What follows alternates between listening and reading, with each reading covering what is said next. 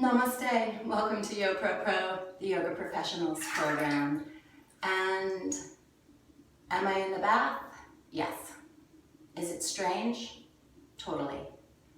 However, I like to teach my students to incorporate yoga poses into their day. Unlike us teachers, they're not necessarily going to do an hour-long practice on the mat. So one great way to energize you, this is something you would do in the morning, is to come into a back bend in the bath. So I like to take a bath in the morning. I like to take a bath actually instead of a shower. When Winston Churchill, so you turn over, was asked what he attributes his success to, he says, economy of effort. Why stand up when you can sit down? Why sit down when you can lie?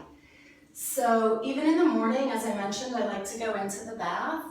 However, the bathtub is not the greatest position to be in for your posture. So to turn over like this, by the way, this is definitely not for beginners. It's a way harder back bend, but you flex the feet and I place them against the back wall.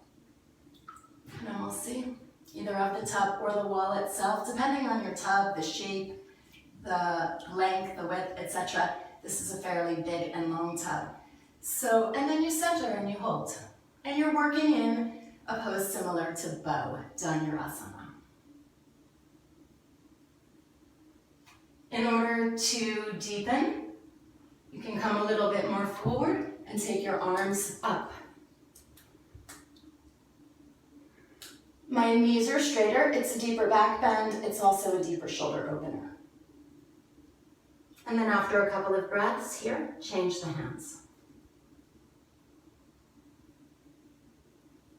Another shoulder variation is to work more like Sphinx arms or forearm balance, and I use the lines of the tiles to make sure that I'm working evenly, almost like a ruler. And your head is in a neutral position. So it's important in all of these poses that you're not letting the heels come together, but rather you're almost working them a little bit away from one another. I'm not going to turn my head so that I can protect my neck.